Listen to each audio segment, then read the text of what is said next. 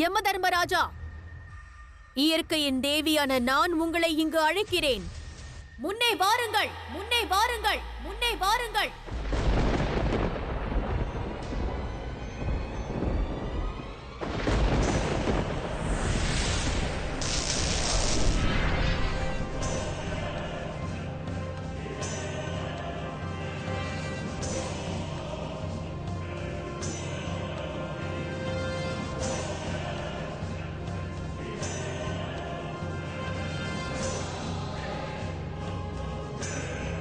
யம தர்மராஜா, இவர்கள் அனைவரும் அகால மரணம் அடைந்திருக்கிறார்கள். காரணமின்றி இறந்திருக்கிறார்கள். இவர்களை பிழைக்கச் செய்யுங்கள். இவர்கள் உயிர் தழ வேண்டும்.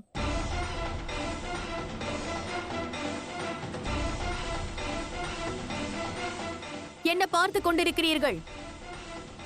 இது எனது ஆதிசக்தியின் கட்டளையாகும். இவர்கள் அனைவரும் உயிர் தழ வேண்டும்.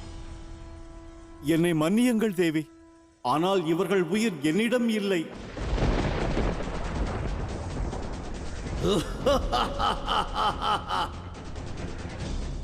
சதாசிவனே, இவ்வுயிர்கள் அனைத்தும் எவரிடம் உள்ளது என்ற உண்மை எப்பொழுதுதான் தேவி பார்வதிக்கு தெரிய வரும்? என்ன கூறுகிறீர்கள்? உயிரை பறிக்கும் தங்களிடம் இவர்கள் உயிர் இல்லை என்றால் வேறு எவரிடம் உள்ளது?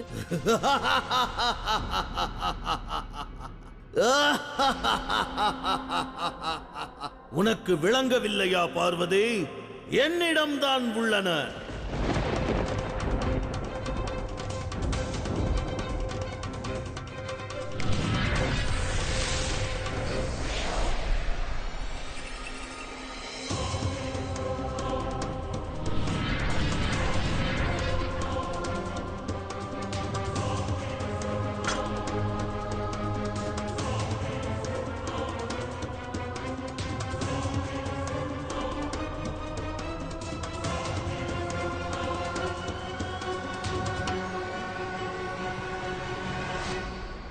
பார்வதி, உன்னுடன் ஓம் இருக்கலாம், ஆனால் என்னுடன் இவர்கள் பிராணம் உள்ளது.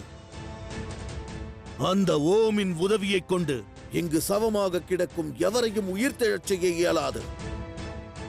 ஆகையால் இக்கணமே உன் தோல்வியை ஏற்று உனது இந்த பயணத்தை துறந்து திரும்பிச் சென்று விடு. இல்லையேல் அகால மரணத்தை தரும் இந்த தூஷணன் பிரபஞ்சத்தில் உள்ள அனைவரையும் அழித்து விடுவான். சிவனும் சக்தியும் உருவாக்கிய பிரபஞ்சத்தையே அழித்து விடுவான்.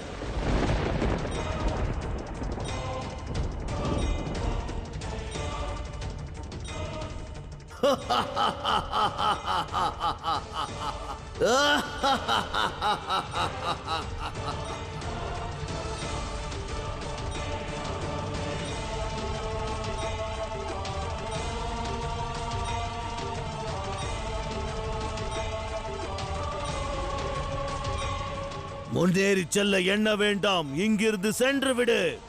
நீ ஒரு அடி முன்னே எடுத்து வைத்தாலும் பிரபஞ்சத்தில் உள்ள அனைவருக்கும் அகால மரணத்தை வரமாக அளிப்பேன்.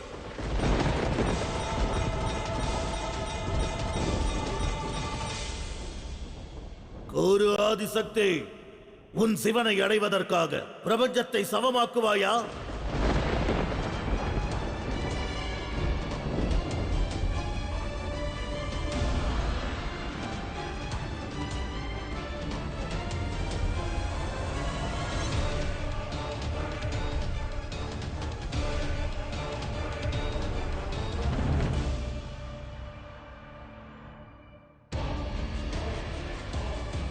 சாம, தான, தண்ட, பேதம் எதை வேண்டுமானாலும் பயன்படுத்து.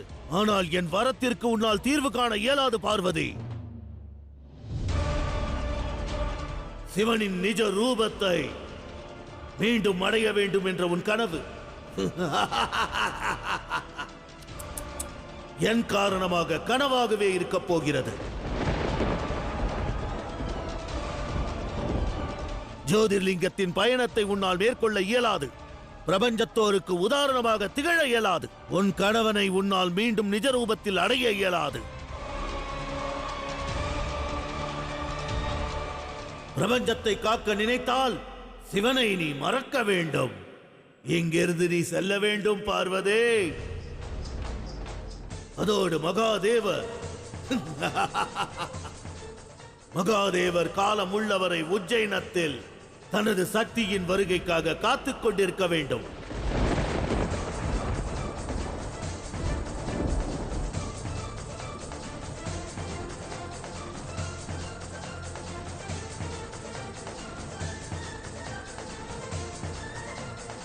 புரியவில்லையா? எங்கிருந்து சென்று விடு.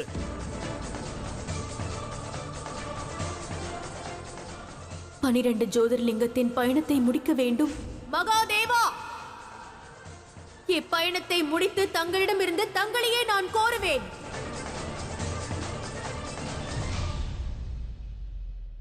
இது என் எச்சரிக்கை அல்ல, இது நான் உனக்கிடும் கட்டளை பார்வதி.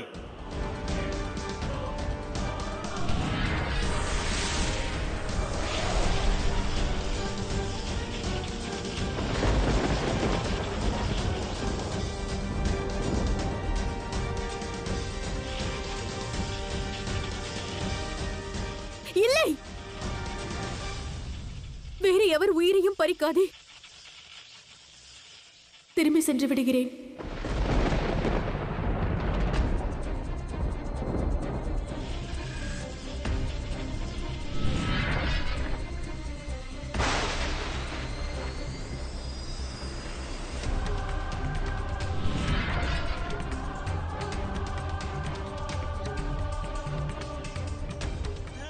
என்னை மன்னியுங்கள் மகாதேவா. இப்பிரபஞ்சத்தோருக்கு பெரும் ஆபத்து நிலவுகிறது. இப்பிரபஞ்சமே அழியும் தருவாயில் நிற்கிறது. பிரபஞ்சத்தை அழித்து தங்களுடன் இணைய நான் தயாராக இல்லை. நம் அன்பிற்கிடையே சுயநலத்திற்கு எந்த இடமும் இல்லை. ஆகையால் முன்வைத்த காலை இப்போது நான் பின் வைக்கப் போகிறேன்.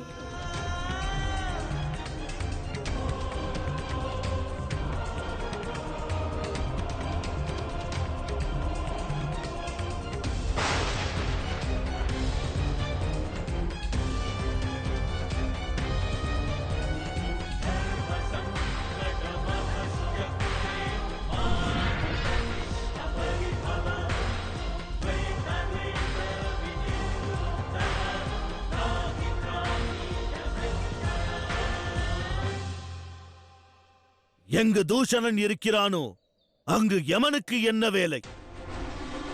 எங்கிருந்து சென்று விடு.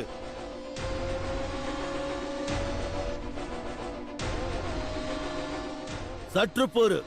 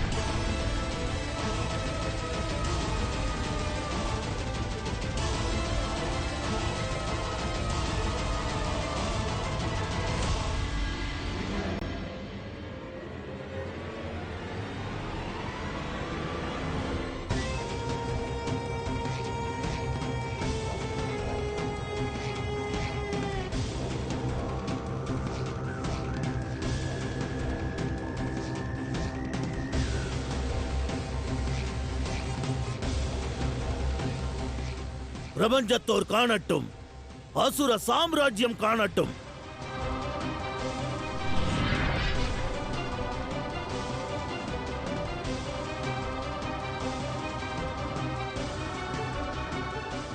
மகாதேவர் காணட்டும் எவ்வாறு இந்த அசுரன் யமதர்மராஜனை பொம்மையாக மாற்றி விளையாடுகிறான் என்று.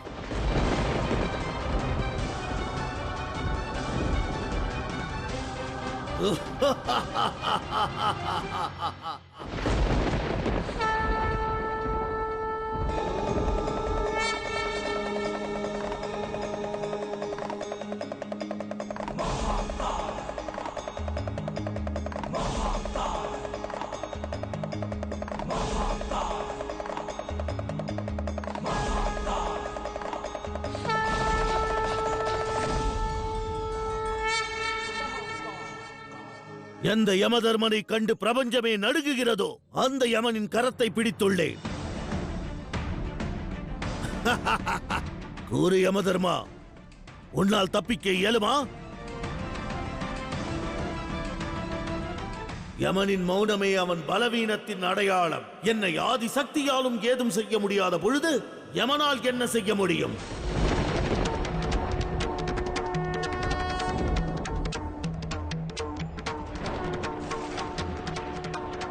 என்று ஆதி சக்தியும் சக்தியற்றவளானாள். ஜோதிர்லிங்கத்தின் பயணத்தை துறக்க தீர்மானித்தாள்.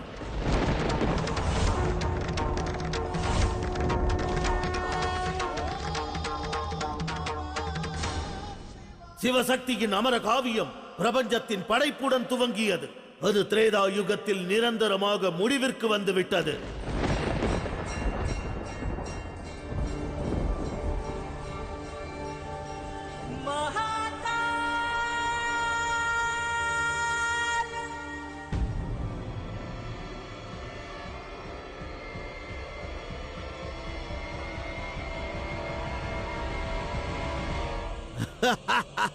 செல் யமதர்மா.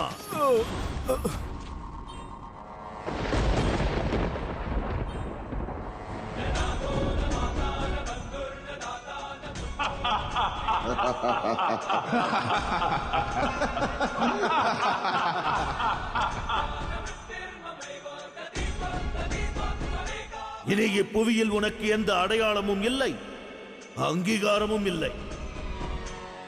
இனி இந்த புவியில் தூஷணன், அதாவது காலன், தன் விருப்பப்படி ஜனன மரணத்தை தீர்மானிப்பான்.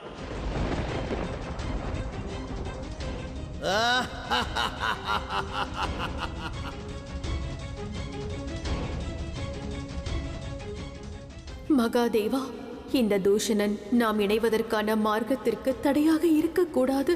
என் பயணத்திற்கு இவன் தடையாக இருக்கக்கூடாது. இவனை தடுத்து நிறுத்துங்கள், எனக்கு உதவுங்கள்.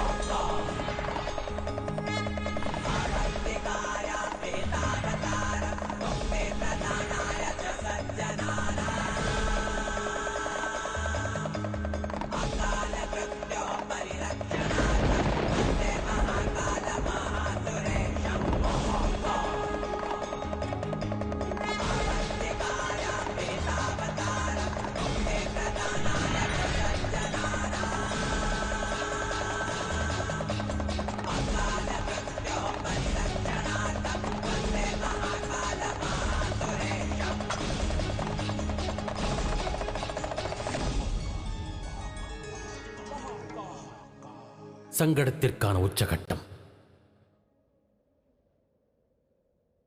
இதற்கு தீர்வு காண வேண்டும் தேவி. ஒருவேளை தாங்கள் முன்வைத்த காலை பின்வைத்தால் பிறகு சிவத்துவத்தின் மீது பிரபஞ்சத்தோர் வைத்திருக்கும் நம்பிக்கையும் ஜோதிர்லிங்கத்திற்கான பயணத்தின் மீது உள்ள நம்பிக்கையும் அழிந்துவிடும். நிஜ ரூபத்தில் சிவனை அடைந்திட வேண்டும் என்ற தங்களின் விருப்பம், அதற்கான மார்க்கமும் நிச்சயம் அழிந்துவிடும் தேவி.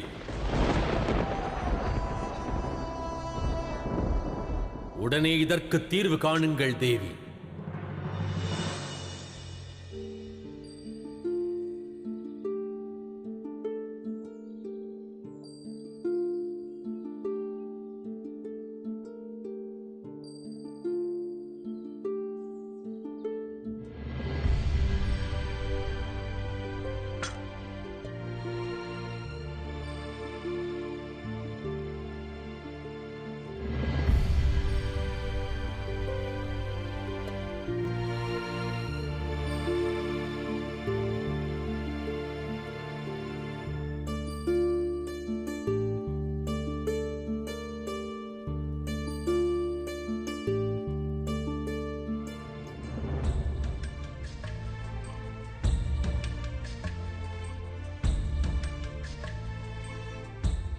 சற்று பொறு யமதர்மா.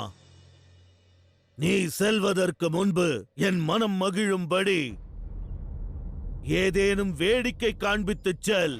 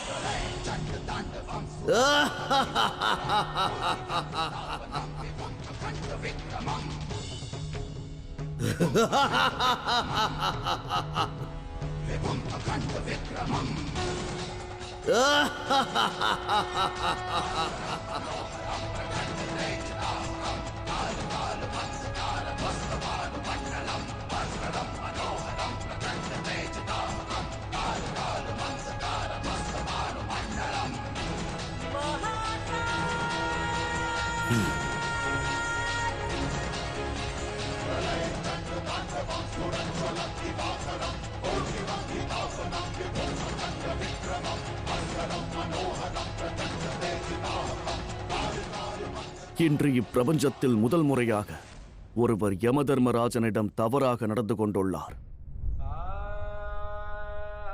பார்ப்பதற்கே துயரமாக உள்ளது. தூஷணனின் இந்த செயலினால் மரணத்தின் தெய்வமான யமதர்மரின் முகம் வாட்டம் கண்டு விட்டது.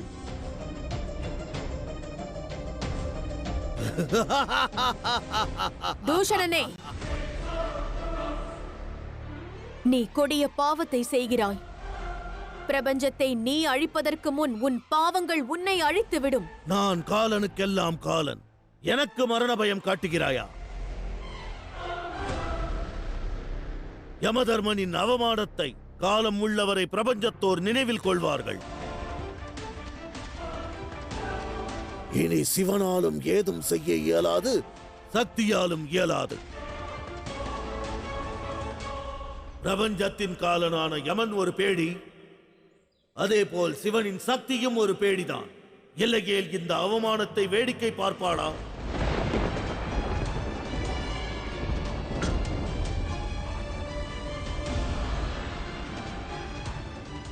அனைத்து தேவர்களும் சிவசக்தியின் காதல் மீது, அவர்கள் பக்தி மீது நம்பிக்கை வைத்திருந்தார்கள் அல்லவா? ஆனால் இனி அவ்வாறு நடக்காது.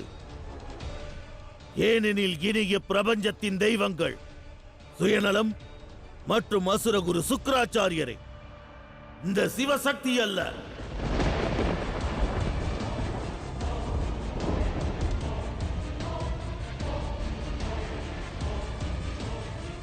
தூஷணா, போதும், நிறுத்து. சிவசக்தியின் பலத்தை பற்றியும் குரோதத்தை பற்றியும் நீ அறிய மாட்டாய். நாதியற்ற சக்தியும் ஏதும் செய்ய இயலாத சிவனுக்கும் என்ன மரியாதை? மூடனே, நாங்கள் மூடர்கள் அல்ல, நாங்கள் சிவசக்தியின் பக்தர்களாவோம். பக்தி செலுத்துவதில் தவறல்ல, ஆனால் இந்த இறைவன் தவறு. இது சத்திய யுகம் அல்ல, திரேதா யுகம். எங்கு பக்தி செலுத்த வேண்டும் என்றால் சுயநலத்தின் மீது மட்டுமே.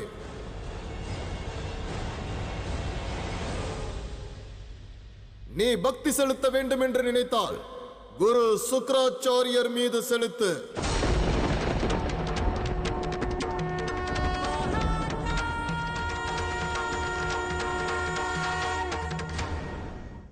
சிவசக்தியின் அத்தியாயம் முடிந்து விட்டது. அவர்களது சத்தியம் பலவீனமானது. பிரபஞ்சத்தோர் அனைவரும் என் பக்தர்களாவார்கள், தூஷணனின் பக்தர்கள். இனி சுயநலத்தின் ராஜ்யம் உலகம் முழுவதும் பரவும். சிவனும் சக்தியும் ஆதியில் இருந்து அந்தம் வரை உள்ளார்கள். அனைத்து யுகத்திலும் அனைத்து காலத்திலும் அவர்கள் இருவரும் நிறைந்திருக்கிறார்கள். இன்று உன்னை அவர்கள் சம்ஹாரம் செய்வார்கள், சம்ஹாரம் செய்வார்கள். சிவசக்தியின் கரங்களில் நீ உன் உயிரை துறப்பாய். நான் அமரனாவே, அமரன். ஓம் நம சிவாய, ஓம் நம சிவாய. துதிபாடு. சிவனின் நாமத்தை துதிபாடு. ஏனென்றால் இன்று அழியப் போவது நான் அல்ல, சிவனின் மீதுள்ள உன் நம்பிக்கை. ஹர ஹர மகாதேவா, ஹர ஹர மகாதேவா, ஹர பார்வதி, தாங்கள் அந்த தூஷணனை உஜ்ஜயினியின் ஆலயத்திற்கு உடனே அழைத்து வாருங்கள். ஏனெனில் இந்த ஆலயத்தில் தான் அவனை வதம் செய்திட இயலும். இந்த ஆலயத்தில் தான் அவனை வதம் செய்திட இயலும்.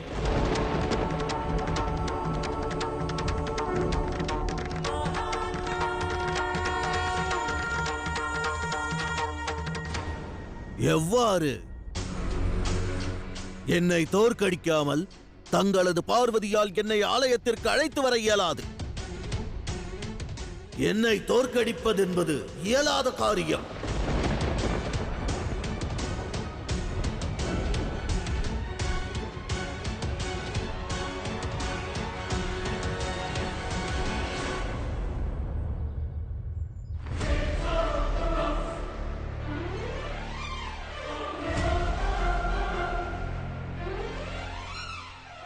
தூஷணா, பாவ விமோச்சனம் செய்வதற்கு சிவன் என்றும் ஒரு இறுதி வாய்ப்பை அளிப்பார். ஆகையால் இறுதி முறையாக உனக்கு எடுத்துரைக்கிறேன். அமைதி!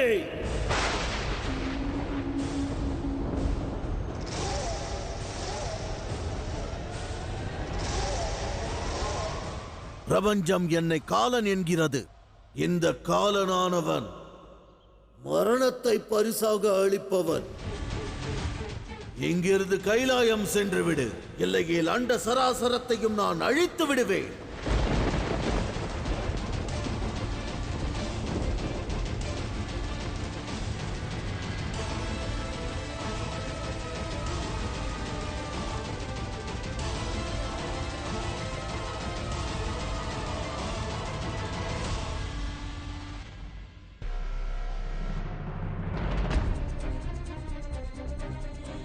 தேவி பார்வதி,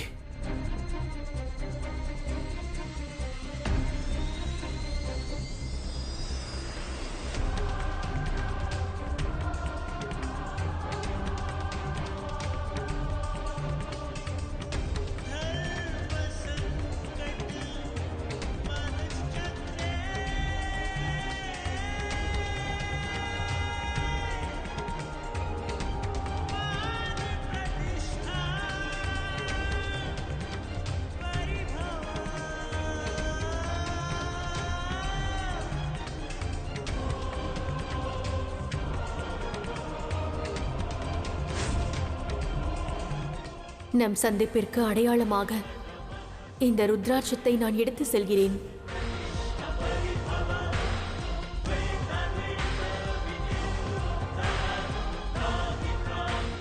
போதும், இனியும் இயலாது.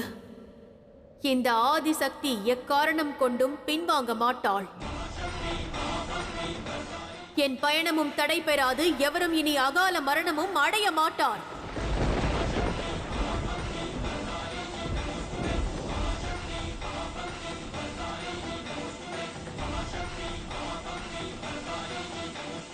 நான் காலனாவேன்.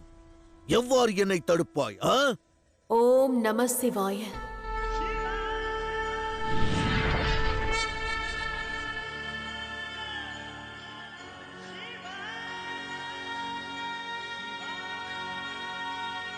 ஓம் நம சிவாய.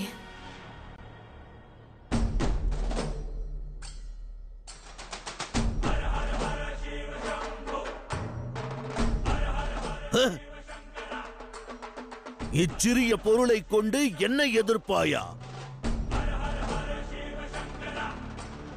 மகாதேவரின் மேனியில் இருந்தது சிவத்துவத்தின் சக்தியை கொண்டது இந்த ருத்ராட்சம்.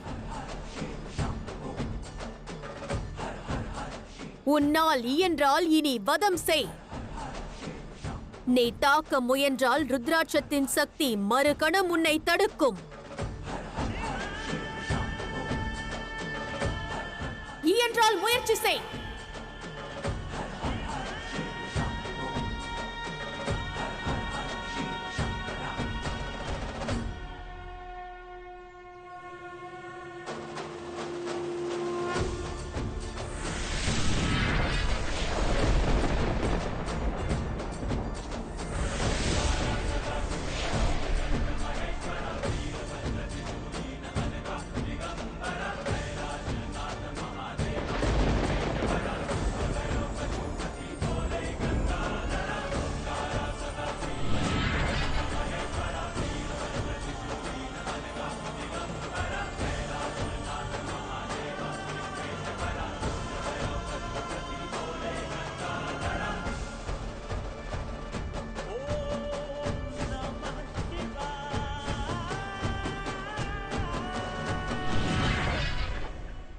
ருத்ராட்சத்தின் மாய வலையை கொண்டு என்னையும் என் சக்திகளையும் தடுப்பாயா? அதையும் பார்க்கலாம். உன் பாதையில் பல சவங்களை இடப்போகிறேன்.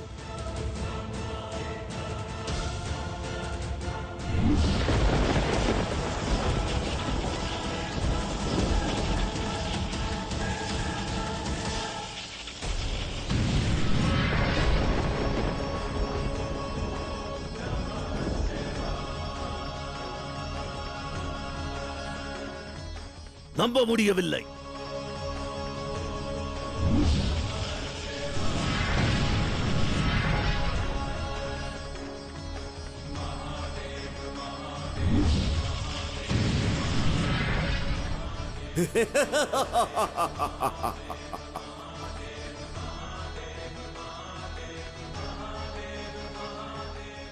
தேவி பார்வதி, அந்த தூஷணனை ஆலயத்திற்கு அழைத்து வாருங்கள். இன்று அந்த காலனுக்கு மகாகாலனின் சக்தி யாதென்பதை உணர்த்துவேன். மகாகாலனின் சக்தி யாதென்பதை உணர்த்துவேன்.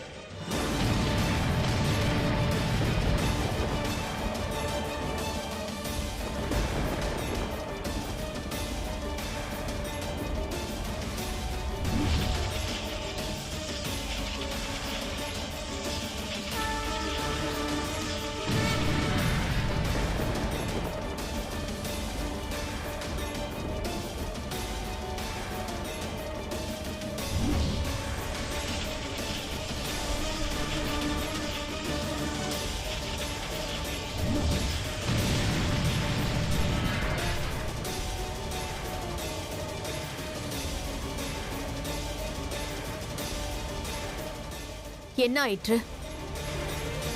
மாபெரும் சக்திக்குள் சிக்கிக் கொண்டாயா? கவலை வேண்டாம். உதவிக்காக உன் ஆசர குருவை நீ நாடலாம். ஏய்தன், பிரஹேதன், சுயநலம் அனைவரையும் நீ அழைக்கலாம். ஒன்றாக இணைந்து இந்த சக்தியிடமிருந்து உன்னை காப்பாற்ற கோரு.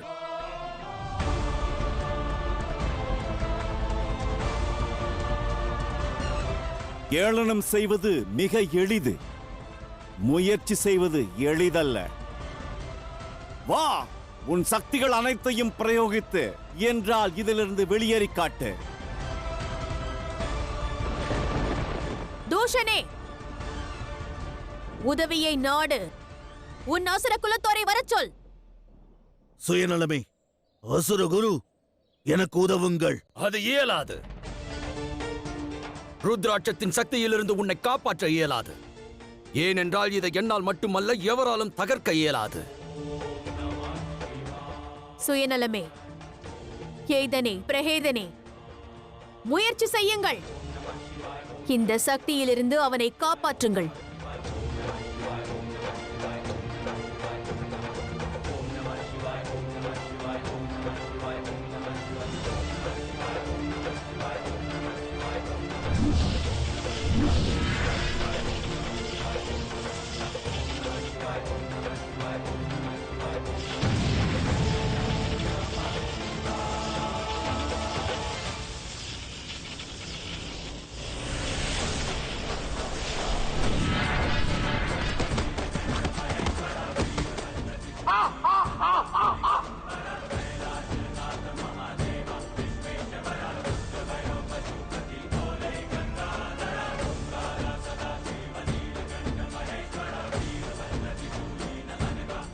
காலம் கடப்பதற்குள் உன் பாவத்திற்கு விமோசனம் தேடு. பரிகாரம் செய்ய துவங்கு. என்னுடன் உஜ்ஜைனம் வந்துவிடு. ஜோதிர்லிங்கத்திற்கு அபிஷேகம் செய்து மகாதேவரிடம் உன் பாவத்திற்கு மன்னிப்பு கோரு.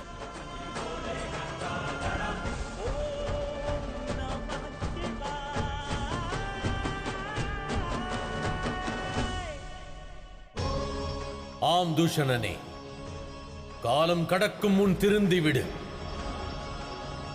இழைத்த தவறுகள் யாவையும் மன்னிப்பேன்.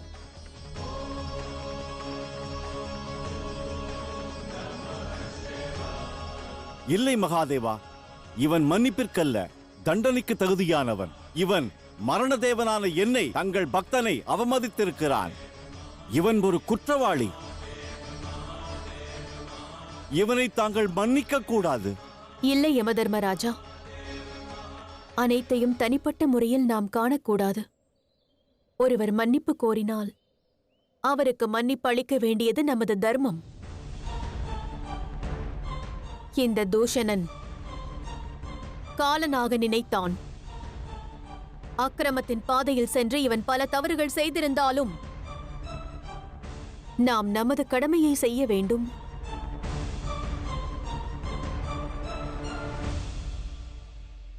நான் உனக்கு காலனாவேன் பார்வதி. யுத்தம் புரிந்து உன்னை அழித்து விடுவேன்.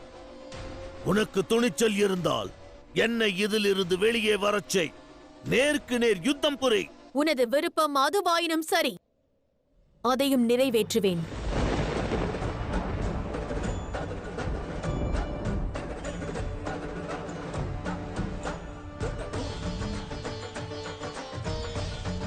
ருத்ராட்சத்தின் சக்தி குறையட்டும்.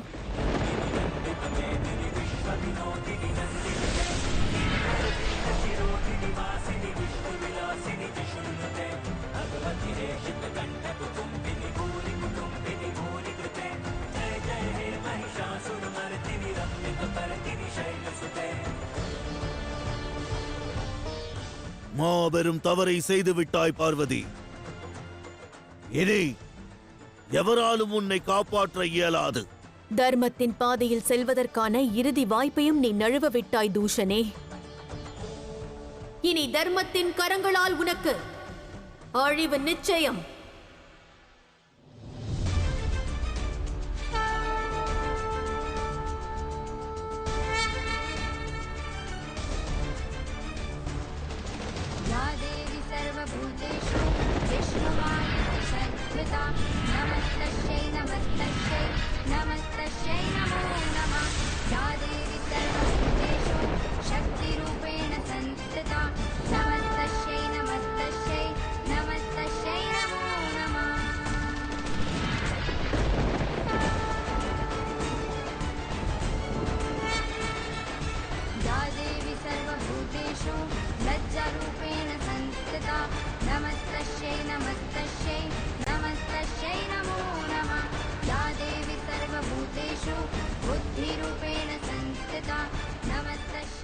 வா தூஷணா, வந்து யுத்தம் செய்.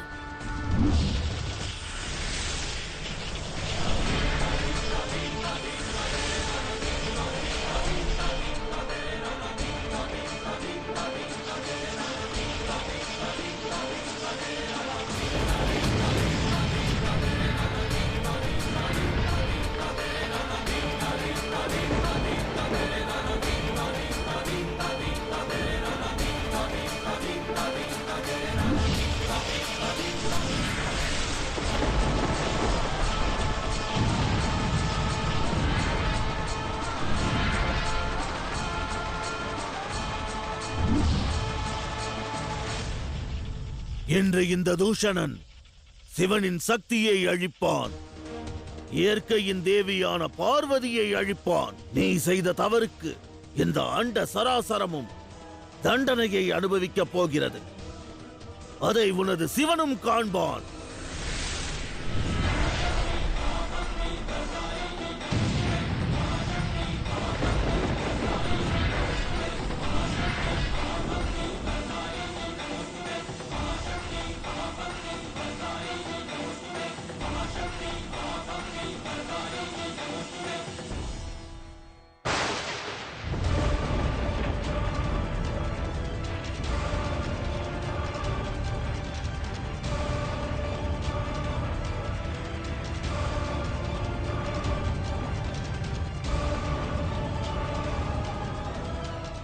ஓடுங்கள், ஓடுங்கள், அனைவரும் தப்பித்து செல்லுங்கள், உடனே செல்லுங்கள். தேவி பார்வதிக்கும் தூஷணனுக்கும் யுத்தம் நடக்கிறது. செல்லுங்கள், இல்லையேல் அவன் நம் அனைவரையும் கொன்று விடுவான். என்ன? நாம் இருப்பது மகாதேவரின் ஆலயத்தில். பிறகு ஏன் அச்சம் கொள்கிறீர்கள்? வேறு என்ன செய்வது? ஜோதிர்லிங்கம் இங்கேதான் இருக்கிறது. அப்படி இருந்தும் தூஷணன் அனைவரையும் வதம் செய்தானே.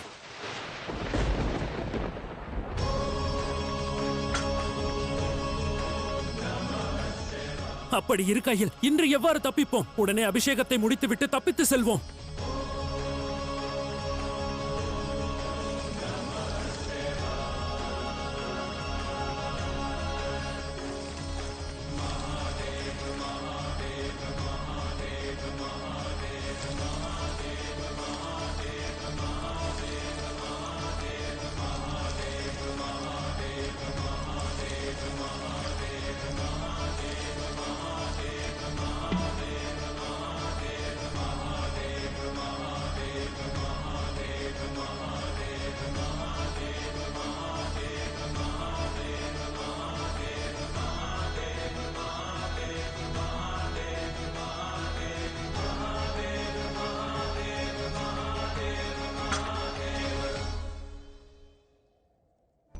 மிக துயரமான தருணம் இது.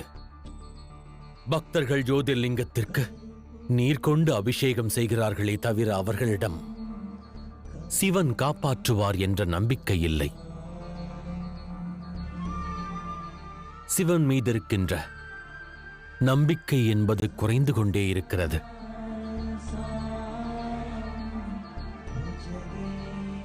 யாவரும் என்னை மன்னியுங்கள். இது பக்தர்களின் தோல்வி அல்ல, சிவனின் தோல்வியே.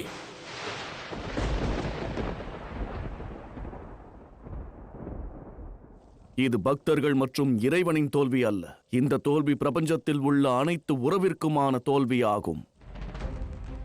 இளையவர்கள் முதியவர்கள் மீது சந்தேகம் கொள்ளாமல் முழு நம்பிக்கை வைக்க வேண்டும். அந்த நம்பிக்கையில் சிறிதளவும் சந்தேகம் எழுந்ததென்றால் பிறகு முதியவர்களின் மனதில் அச்சம் நிச்சயம் எழும். ஆயினும் அவர்கள் தன்னம்பிக்கையை இழக்காமல் இருப்பதில்தான் அவர்களின் வயதிற்கு பெருமை.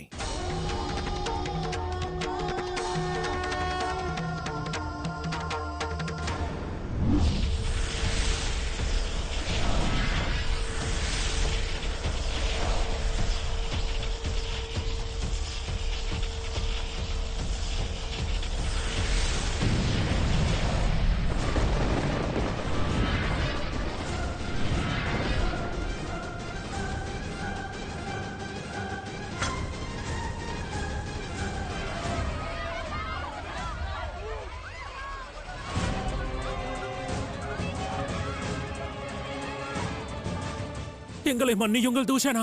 நாங்கள் அப்பாவிகள். எங்களுக்கு அகால மரணம் தராதீர்கள். ஆம், எங்களை மன்னித்து விடுங்கள். உயிர் மீது ஆசை இருந்தால் கூறுங்கள். தூஷணன் வாழ்க, தூஷணன் வாழ்க.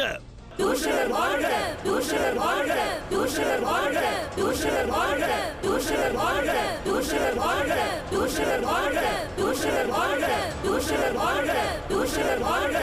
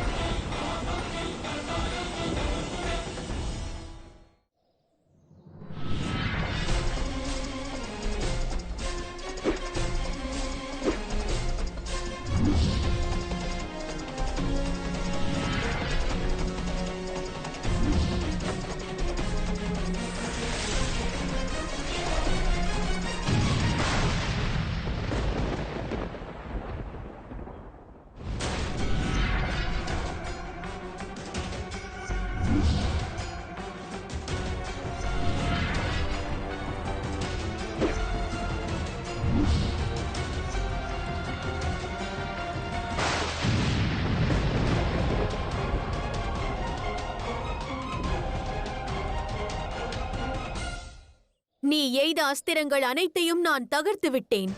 ஆயினும் நீ இறக்கவில்லை. ஏனென்று அறிவாயா? ஏனென்றால் உனது மரணம் அந்த மகாதேவரின் கரங்களில் எழுதப்பட்டுள்ளது.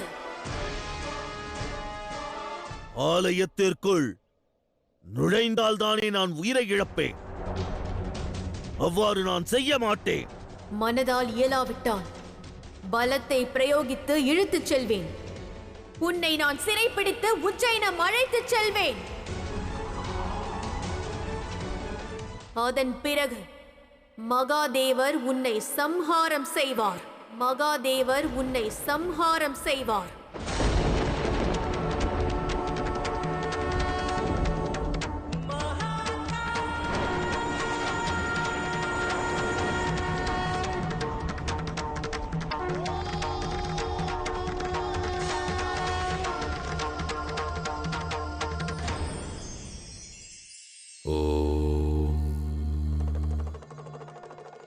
இரு விழிகளுக்கிடையே இடைவெளி இருந்தாலும் பார்வை என்றுமே இரண்டாகாது.